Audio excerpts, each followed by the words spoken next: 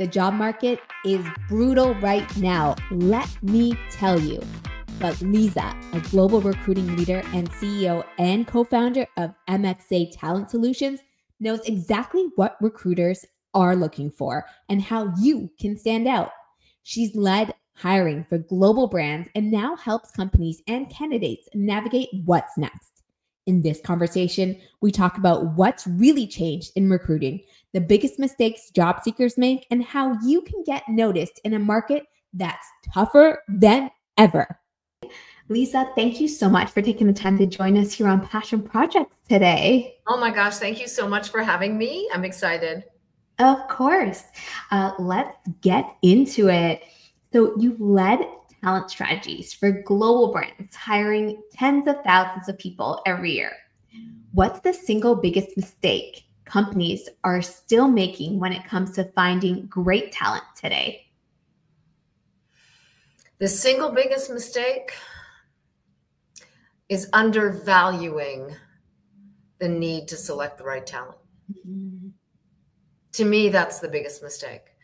Talent acquisition in large corporations, small companies, startups is always the last thing people think about when it comes to setting up their business or setting up their business for success.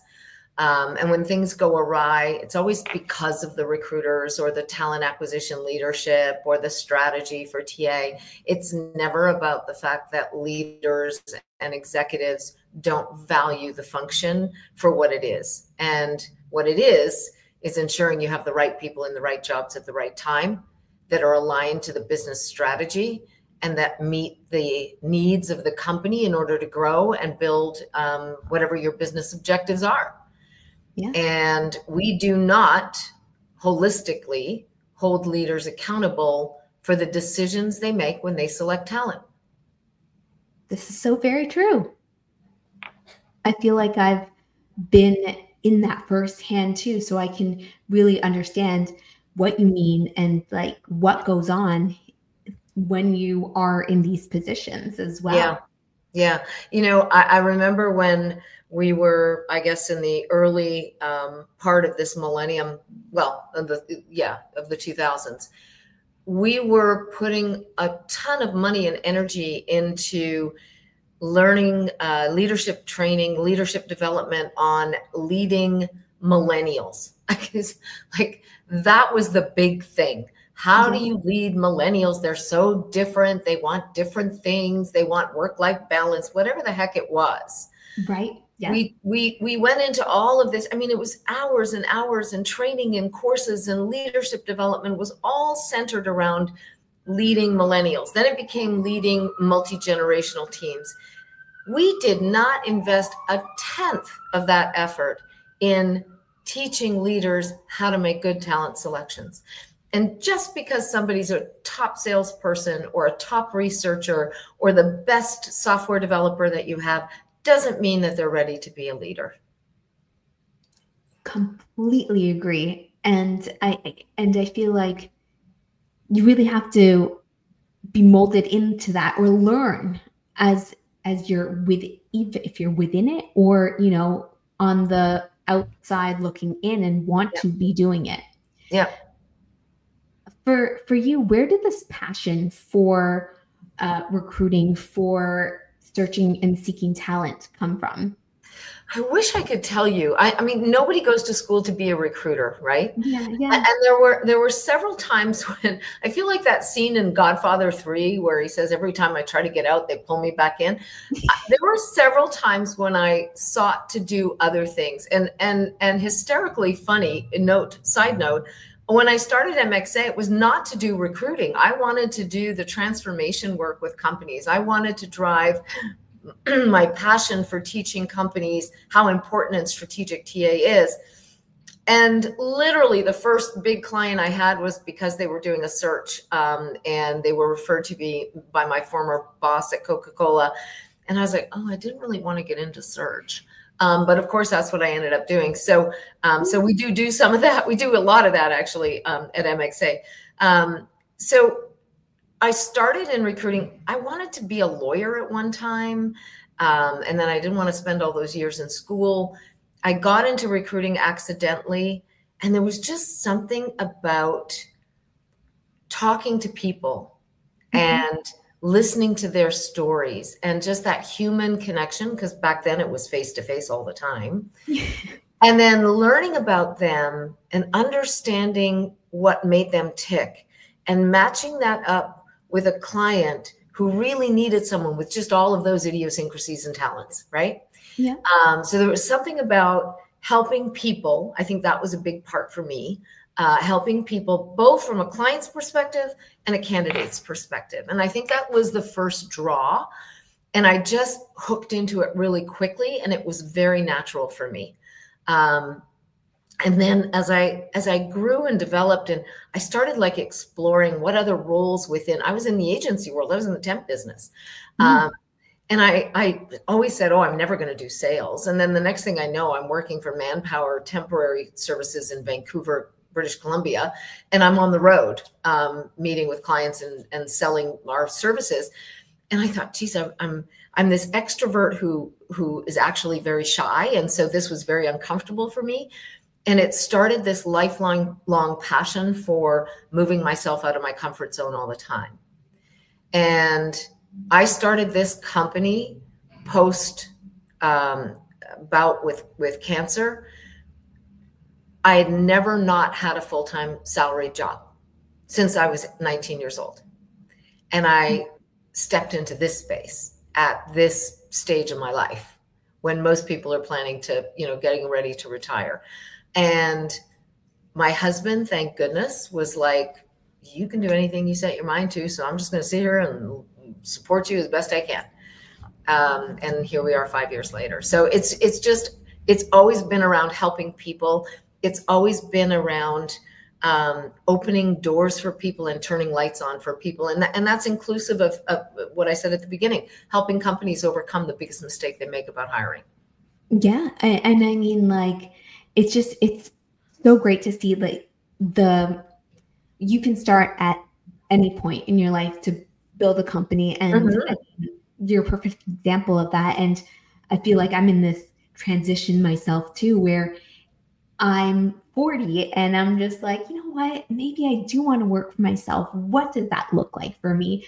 So I feel like as humans, we're constantly evolving and growing. It doesn't matter what age we are, but you find your niche, and congratulations. That's amazing. 5 years and you're still going strong. And I absolutely love it. Yeah. And we've just launched. So I started the business to actually create this maturity index specifically for TA leaders, like a tool for TA leaders that I didn't have when I was leading large TA organizations. And that's that was going to change the world. I was going to get this out there. Companies were going to see data, because we don't get enough data on TA. We get things like time to fill and, quality of hire, although nobody can truly define that, and how many applicants we get and how many interviews we conduct. But we don't really look at how well are we performing in key components of what makes a good hiring process, and how much of a priority is it to the business. So that was what I started to build, and that was what I was going to do. And then the next thing I know, I'm working with clients as their right arm as they transform their TA and they have a new TA leader, or I'm stepping into a TA leader role because they don't have anybody at the time. And then I've got people doing search, and then we're doing analytics for companies. And then now finally in our 5th year, the Recruitment Maturity Index got launched. So we're super stoked about all of that. So yeah, listen, tomorrow's not promised. So, we always say things like live for the day, and having been through cancer, I'm cancer-free now. They never tell you you're cured, but I believe I am. I don't think it'll dare to come back. I'm too mean. But you say things like, oh, I have to, this has made me think about what's important. This has made me reevaluate my perspective. And then 6 months later, we're back in the grind. Yeah. Yeah. So I actually do a daily writing every day. I write in a book every day. What I value, what I think, what I'm expecting, what I want, and what I am grateful for. And that helps me stay centered. That is something I try to do as well. And I absolutely love that you do that too, because I was just going to ask you, do you find that you are more intentional with how you live your life now? Yes. And I get very frustrated with people who aren't, who are mostly in my family. So specifically my husband, if he ever watches it. But yeah, I really am more intentional. I'm very careful about my thoughts. And I'll tell you this, the funny thing is, when in my last corporate job, I was not in a good environment, and I didn't have a great leader. I'm sure for other people, and I know for other people she and I should not have been in the same space. But at the time, I was so stressed. I mean, I was working, because I had Asia and North America. I was probably doing 16, 18 hours a day. And I was living in Miami. My family was in Toronto. I was traveling to Asia regularly. It was exhausting. I was exhausted. And I kept saying, I just want to lay down and sleep for like a month. And then I got cancer. Oh, man. And I said to my husband, damn it, I was not specific. I was not specific about what I wanted. So I sure as heck was laying down and sleeping for a very long time. But I am much more intentional now about, very careful. Be careful what you wish for. Yeah. So yes, I believe that I take the time to be, and I'm not perfect. None of us is perfect. We're all human. And ironically, my 32-year-old son said that to me the other day. He goes, "It's okay, Mom. You're not perfect. You're allowed to have those moments where you don't show up as the perfect person and you get mad about something or whatever." And I was like, oh gosh, I finally got one of them on my side. So it's so true. I feel like I've gone down this most recently, this wellness journey as well. And I was in an environment where I didn't feel comfortable. I felt like it was not serving me. And I was having such issues with my health in terms of just like, where am I getting this ache here or this pain here? And when I left that role too, I think I just felt so uplifted. And I was like, this is the change that I needed. Maybe this was a sign that I had to shift myself into doing something that I'm passionate about. And I mean, it takes time to find your passion, but once you feel it again, it's just something very profound. And so yeah. It's great. It's exactly that's exactly what I went through. I mean, I had a full year of medical treatment, let's put it that way. Halfway through, post radiation, I still had other treatments I was subjected to, but post radiation was the summer of 2020, and it was COVID. I mean, we were in lockdown, right? I was in Ontario, so we were in lockdown, and so I had time. I felt like the universe was actually working for me in that moment and giving me the time and the space. People couldn't come into my space. I was immunocompromised. I was alone a lot with my family, my dog, who never left my side. And I had time to reflect and think, and what do I want to do with the rest of this? My life is now a gift that I never appreciated. And so what do I want to do with it? And to your point, I knew recruiting was my passion. I knew where I had not felt like I had been heard in the boardrooms when I was working towards getting them on board with the idea that you can't just pluck somebody off the street and throw them in a job and hope that they, survive. Yeah. That people matter. And with it, never mind the millennials, with all the generations that have come since and are coming, how they feel about you and your company gets global real quick. Yeah. So not having the right process, not doing the right things when it comes to selecting talent impacts your organization and ultimately your brand and your stock. Yes. So that's where my passion was. I want to be heard. And if I'm on the outside, and so I think that's because coming from the agency world into corporate, I went from being the external expert that people paid high fees to being internal in the HR department, and nobody respected what I was doing.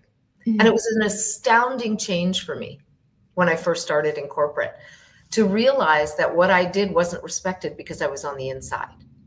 Right. I wasn't the external expert.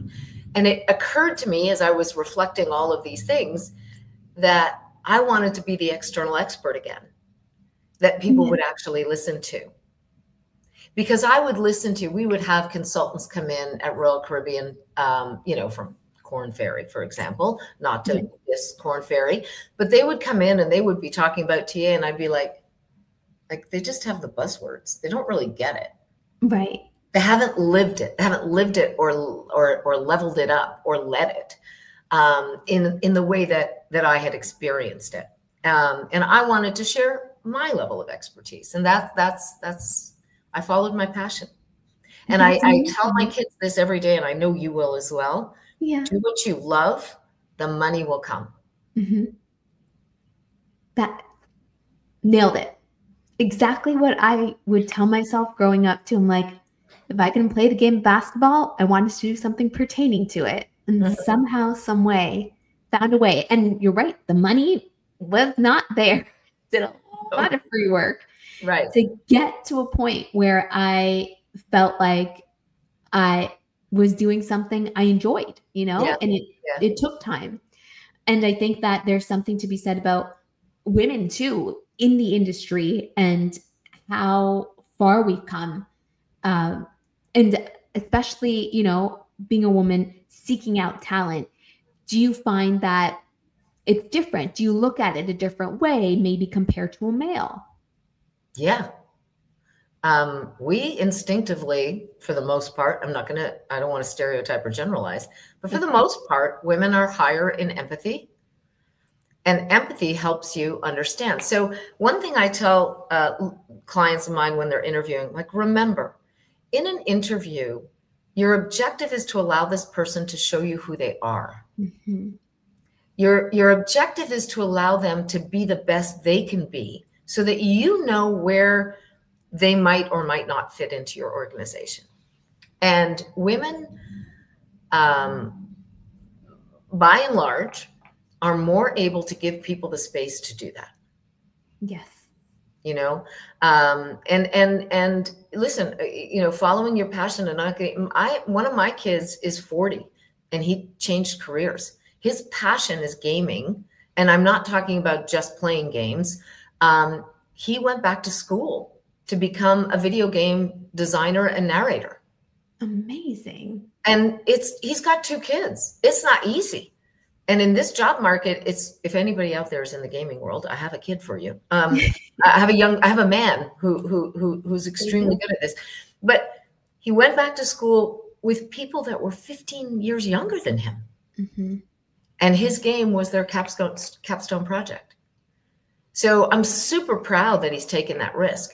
It's not easy watching him struggle, but I'm super proud that he took the risk. And I think everyone can do that. And it's, you know, courage is only ever one step ahead of fear.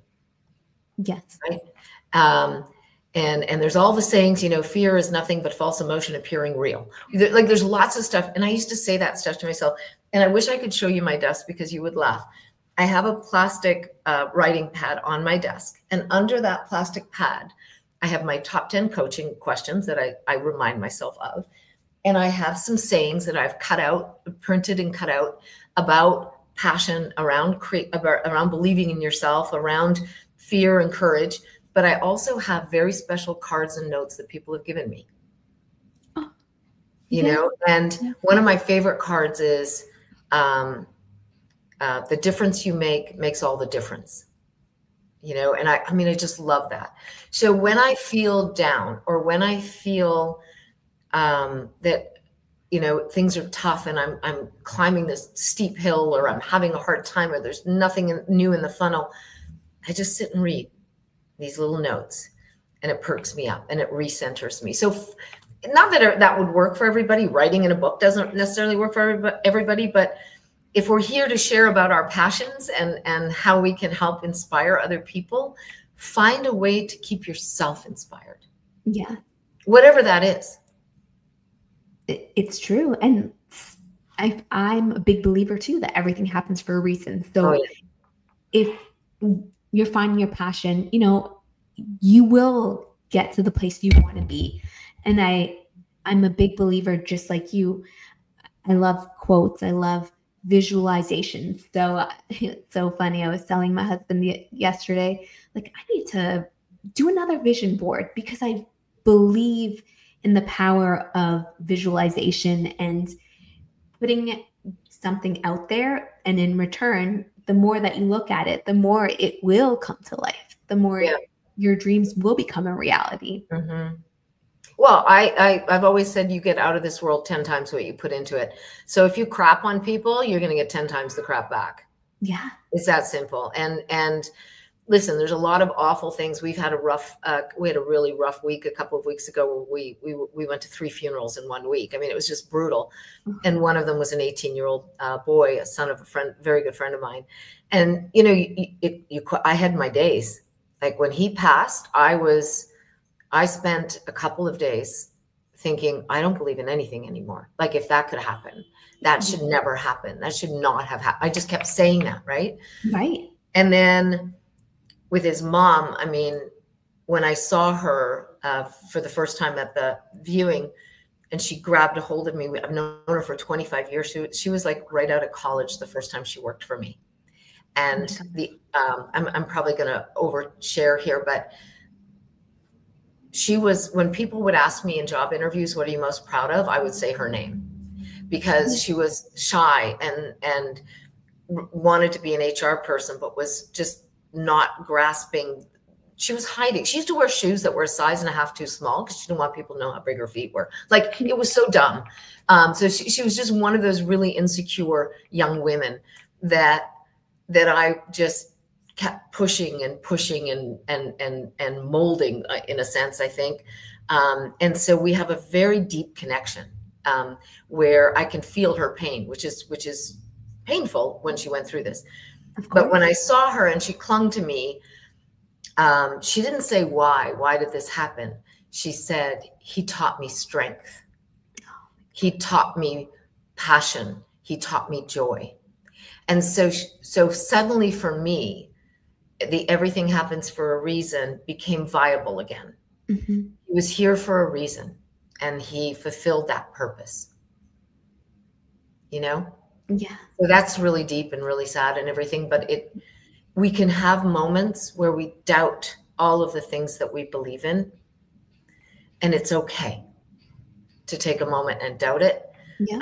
But if you stay focused on your passion and your beliefs and your values, then eventually the light shines again and you can see the path forward.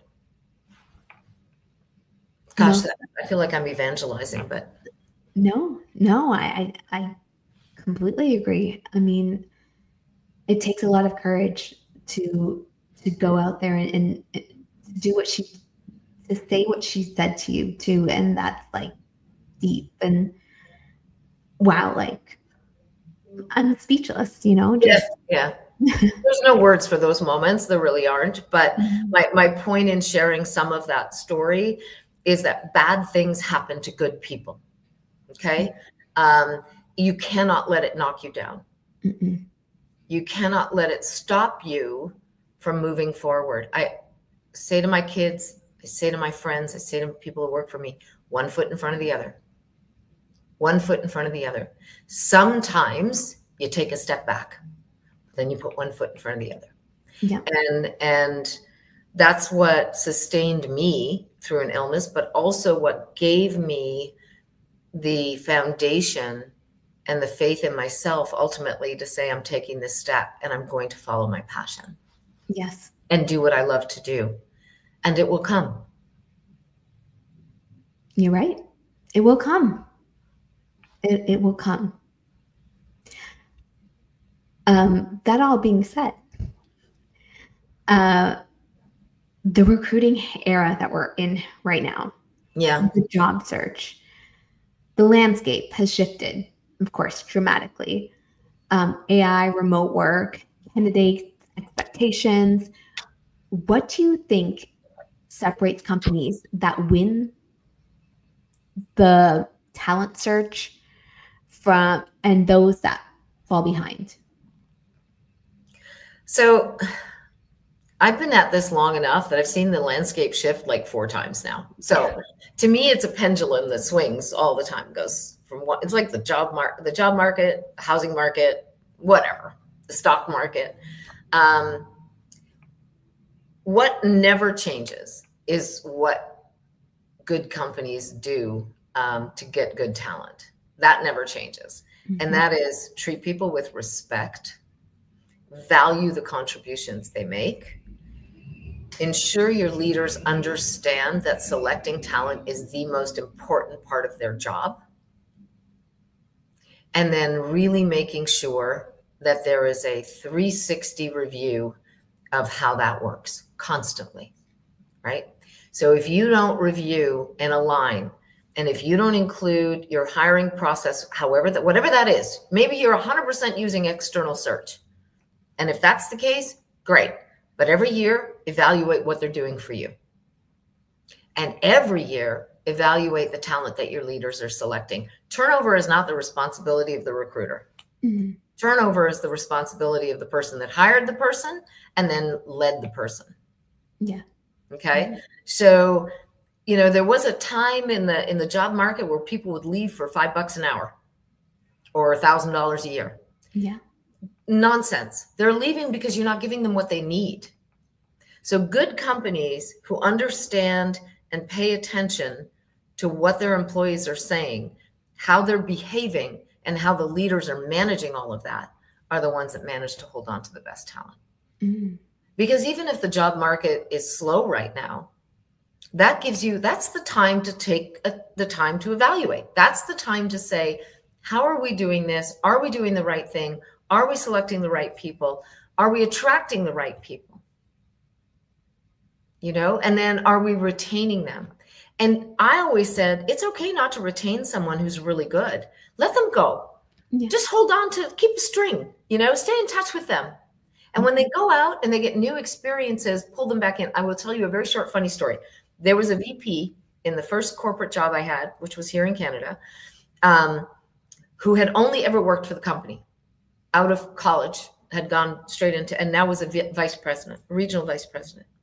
And he was saying, I was talking about talent and looking for talent. And when you think about diversity of thought and experience, not just diversity of gender and ethnicity and culture. There's diversity of thought, there's diversity of experience, and that's a critical aspect of bringing someone into your company because they don't see things the way you see things. They have another eye to it. He says to me, are you saying that I'm not valuable on the job market because I've only ever worked here? I said, well, I'm saying I wouldn't go looking for you. Yeah. And he said, he was so insulted. And he said, I get calls from recruiters all the time. Okay, good. I'm glad to hear that. But at the end of the day, you don't bring anything new to this table. Mm-hmm. You will bring something new to another table. And he just couldn't get his head wrapped around that. I think eventually he did. I wasn't there to see it, but I think eventually he did. But that to me, I'm not sure if I answered your question thoroughly enough, but good companies pay attention to their talent and look at the talent as an ecosystem. From the moment your recruiting team touches them, look, at Coca-Cola, back in the day when I worked there, we were touching over 1 million people a year unsolicited that would come to our career site and apply for jobs globally. 1 million. And I said to the president of Coca-Cola Refreshments at the time, how much would that cost you in marketing? And he was blown away. Your recruiting team touches 1 million people that are customers of yours, consumers of your product every single year. So from the moment you touch them, your career page, your job ads, your recruiter, how you treat them when they go through a process, whether they get hired or not, all the way through the fact that they get hired, they get into a job, they get promoted, they leave, and then maybe they come back 5 years from now. That is a talent ecosystem. And when companies look at it as an ecosystem, they do better. Oh, this is good to know. This is great information. I love it. You talk about at MXA Talent Solutions being built for the future of hiring. What does the future look like? And what do most companies still not understand about it? Yeah. So I've spoken to a few people who are saying, oh, we're doing all our frontline recruiting with AI right now. Okay, that's just a huge mistake. So AI is a tool. Yeah. And the generations that are applying for jobs and coming to work for you today have not grown up with it. So it's still clumsy. AI only knows right now what we teach it. Mm-hmm. So when you use AI to screen resumes and you get too complicated with the criteria you want it to screen out, you're losing out on talent. Yep. You know, if you put in there, I have to have a bachelor's degree in psychology and a SHRM certification and 3 years in a real estate, company, you're missing out on a ton of talent that maybe doesn't have that, but is doing something similar, right? But the AI doesn't know that. It can't judge that. So we use AI at MXA probably better and more than most companies do, but we use it when we're interviewing. First of all, we use a note taker, which we identify to our candidates because that way we can pay attention to the candidate. So we have an AI generated note taker that transcribes our interviews for us. In the old days, we used to type it, and even before that, we would write everything. So now we have a note taker. We take the note taker. We start with a job. We do a discovery session with a client. We have a job description. We put that into an AI tool, and we ask it to build interview questions for us based on what the client wants and what the hard job description is. So we get a really good interview guide, I'll call it, that we use for every interview that we do for that particular job. So it's across the board, the same questions for everybody. Then we take the interview, the candidates we feel did the best. We take the resume and we take the criteria of the job, and we create a summary as to why we're presenting this candidate. So what it does is it saves us a tremendous amount of time. We use it as a tool to augment what we do as a human in terms of interviewing and selecting candidates. Okay, so that's the way I see using AI currently. Yes. Companies who are using it to screen out, I think, is a big mistake. Maybe that changes. I wish I could tell you what 10 years from now is going to look like. Never mind 2 years from now, because it's changing so rapidly. But I do know that we need to come at it from a perspective of, if it's a job that a human is doing, then a human needs to be involved in the selection of that human. Right? Yeah. We had an interview with somebody, and the recruiter on my team said, I need you to do this in order for me to know that you're real, because right now I'm getting some blips in our conversation and I'm not sure what that is. And the person refused to do it. Wow. So they were using some sort of a screen to hide who they were. And we picked up on it. Yeah. So that kind of stuff happens. And if you're not aware that that can happen in your talent selection process, then, and you're just trusting that the AI is picking up all this stuff, you're going to make some mistakes. Oh, yeah. I find that also on the recruiting front too, you got to be very aware too, because you're getting sometimes what could be a bot that's sliding into your DM to try to recruit you. And a lot of times you're like, you have to do a double take, make sure the email's accurate, or, the way that they're sending it, is it talking to you the right way? Because there are so many stories about, scams that have occurred during this phase as well. Yeah. And lack of feedback is a huge mistake. So, I mean, I have a cousin who's an incredibly talented, brilliant attorney. And due to she worked in a federally federal agency, and due to things that are happening, lost her job. She has been through 5 interviews with 2 different organizations, and now crickets. Yeah. I don't even understand how you can do that to some. The hardest job is picking up the phone and telling them they didn't get the job. That's the hardest part of the job. But it's how you treat people, back to the ecosystem, right? Like these are things that are still happening, even though we've been talking about ghosting for a long time. Yeah. Yeah. I guess it's become so much more prevalent now because just like your cousin, the same thing has occurred to me too. I mean, I've been through these positions where I've been all the way to the end, and then it's cricket. Yeah. But yeah, like just pick up the phone or just send the email, you know? Yeah. If you want to use AI, use it there. Yeah, exactly. You know, get the system to send an email thanking them for their time, even though that's incredibly rude when they've spent, 5 interviews with you.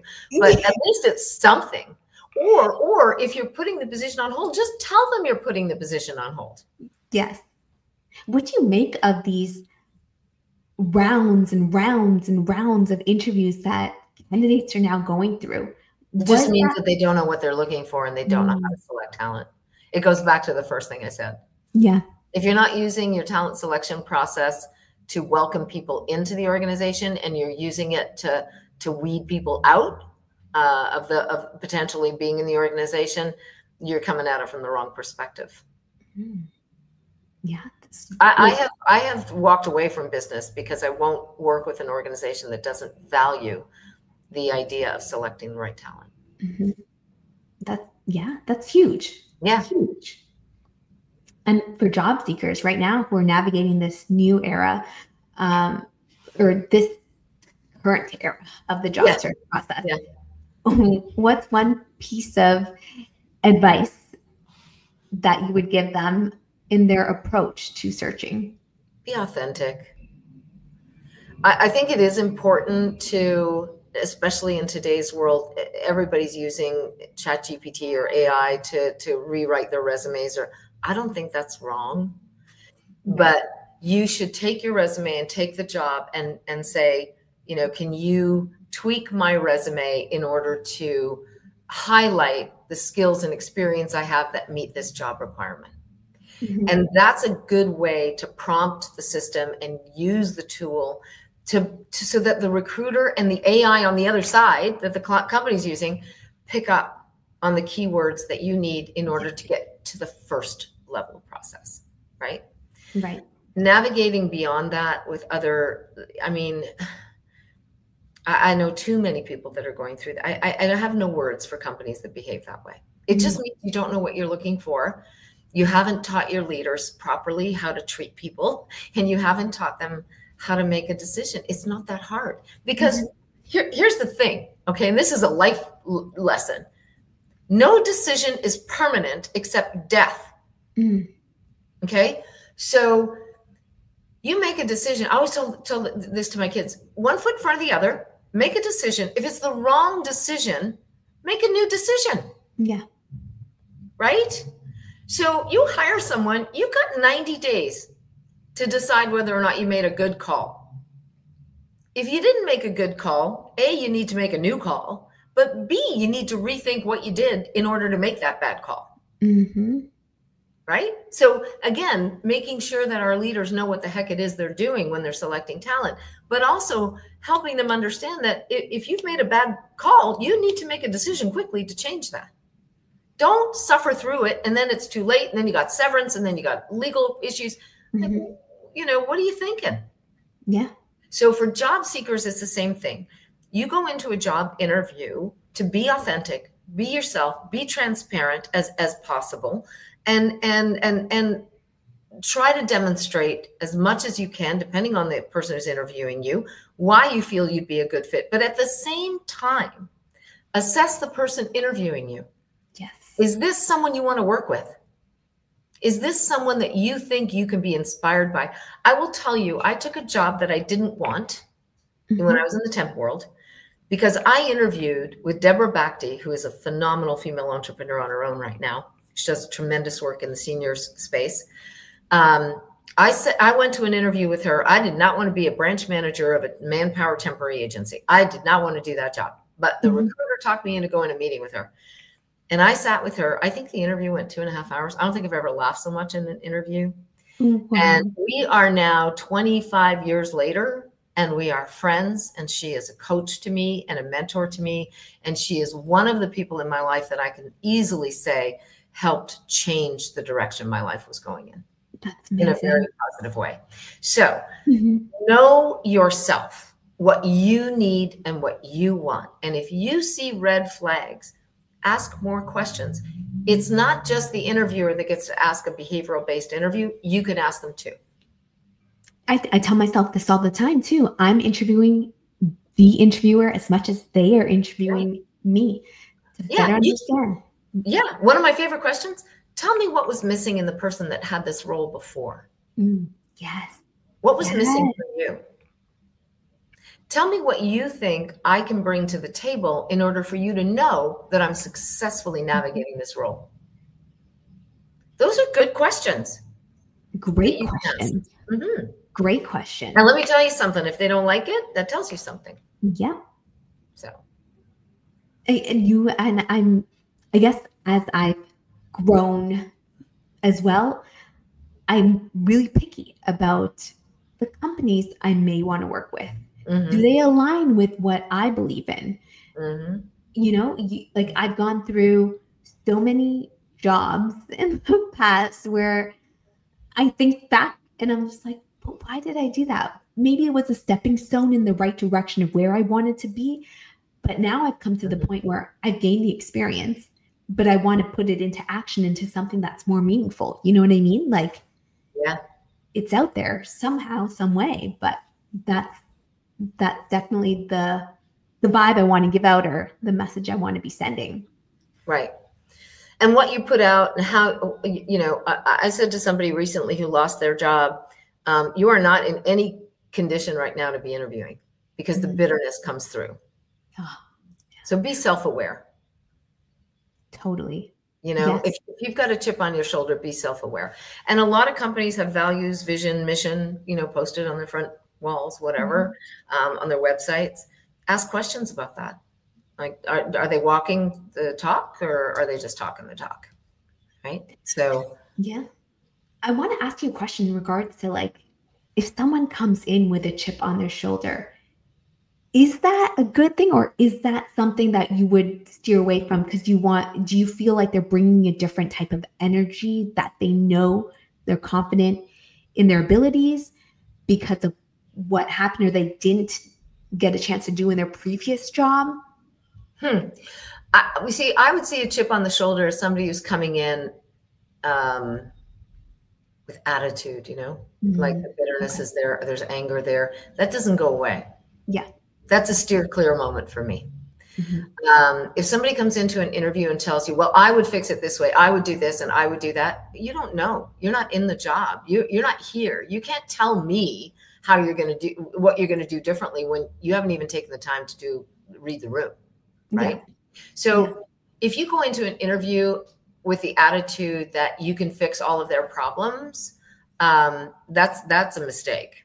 They will feel that right away, and they will steer clear of you. But if you go in with an openness, Deb used to say to me, come at it from a place of curiosity. Okay. So come at everything from a place of curiosity. It puts you in the mind frame of asking questions instead of jumping to conclusions. So if I'm being asked, you know, tell me about a time when you successfully navigated a team, I'm going to think about what I did and how I did it with the team. Like, I'm not going to say I did this and I did that. You know, be conscious of those things, because that's telling your interviewer a lot about you. Yeah. Right. That you are focused on what you do. And if they're a company that works in a team collaborative way, you're not going to fit in. Now, if they're a company it's an independent individual contributor and everybody works in their silo and that's the way they like it. Okay, well, then that's good. That's what you want to do.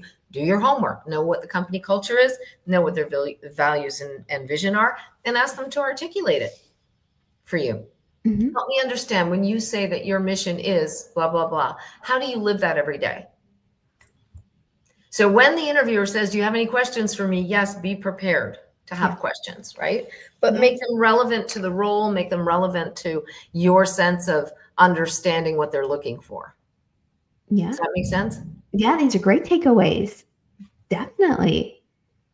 And as we look and think about and reflect on your journey, what role has passion played in shaping the way that you lead and the way you've helped others find their path? I know we've touched on this, but if you'd like to sum it up in a way that you find has driven you. I am in awe of how people that have worked with me see me.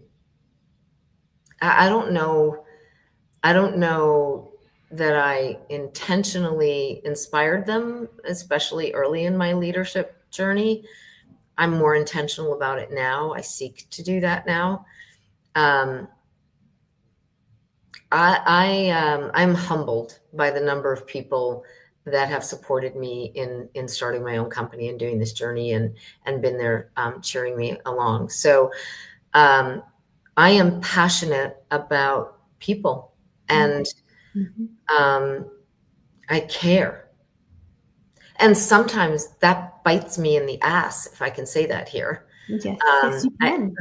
I always say I have initials tattooed on my backside invisibly in my brain from all of the times it's bitten me. But if I'm true to who I am, then I'm going to care about you, and I'm going to try hard to help you. And if you have nefarious intent and you want to stab me in the back, that's on you. And I've, had to fight back sometimes, and I've had struggles, and I've cried. I don't hesitate to cry. I mean, I think I shock corporate people when I burst into tears, but I do. I'm passionate. Yeah. And I think you got to have fun at work. I think you've got to make it a place where people want to give it their all. I want to give it my all. And I know that my work ethic and my drive aren't always somebody else's, but if I can inspire them to find energy and give them the space to be the best that they can be at whatever it is they're doing, then that's what I want to do. That's amazing. I love that. And I want to have some fun. Yeah. We have a lot of fun. We have a lot of fun.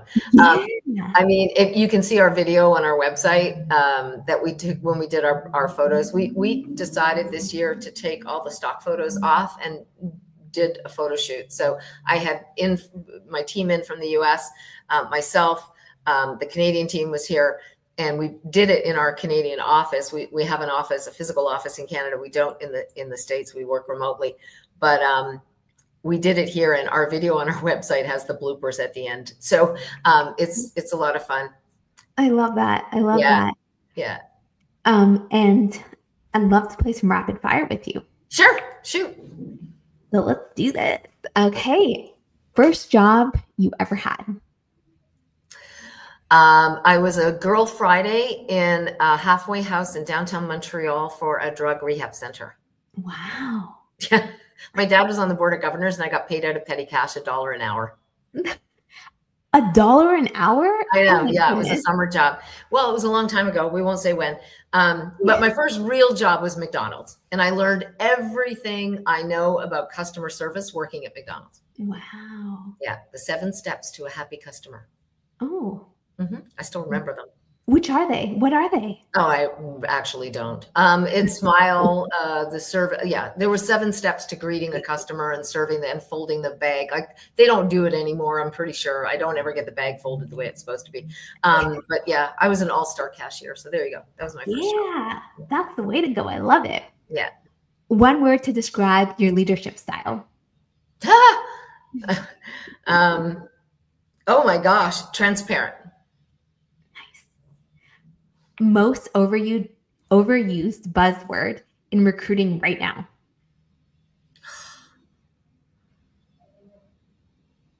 Oh my gosh, there's so many. I can't think of one. I'm going to say AI. Yeah. Coffee or tea? Coffee. Yeah. Favorite city you've lived in? Montreal. Yay. Love Montreal. Do you love a good poutine? I never really got into poutine until later. Like, it's not something I remember having growing up in Montreal for some reason. The French fries for sure, patates, like in a paper bag, always steamies. Ooh, nothing like a good steamy. Do you know what a steamy is? No. It's a steamed hot dog on a steamed bun with mustard, relish, and coleslaw. It's delicious. Wow. You can eat 8 of them because they like weigh nothing. Are they like long or? No, they're little hot dogs. Little hot dogs. Yeah. Go to Lafleur's next time you're in Montreal. It's the best steamy and fries. Okay, but do they have vegetarian ones? No. Oh, okay. I'll tell my husband to go. Okay. My next question. Dream company you'd love to peek behind the curtain of their hiring process? Netflix. Oh, that's a good one. Yeah. That's good. Best career advice you've ever received? Don't pay attention to the title. Love it. Well, thank you. You're welcome. Thank you. It was fun. Love chatting with you. So the search can be tough, but don't lose the faith. Your next opportunity is around the corner. I believe in you, and you should believe in yourself too.